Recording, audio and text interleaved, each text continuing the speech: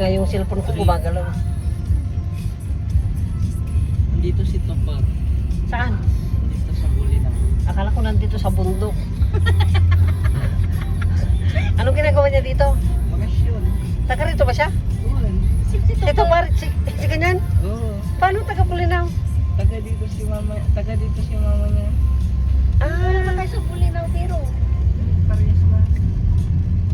si Teo ba't bayan? hindi. Malapit kila ano. Sa Arco daw. Ng Bulinaw? Hindi, dyan sa Sampaloc. Oo. Malapit ako dun. Kung ano, Kilala niya yun? hindi ko pa tinanong.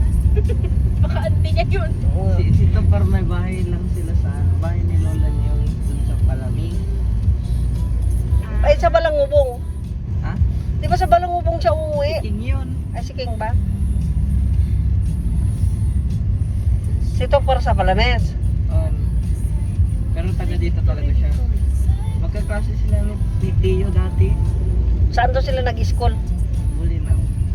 Saan sa Bulinaw? Sampaloc. Siguro. Ano magkakilala pala sila? Yun.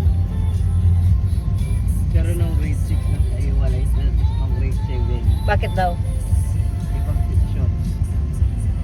Pero nung grade 7 magkano ulit sila.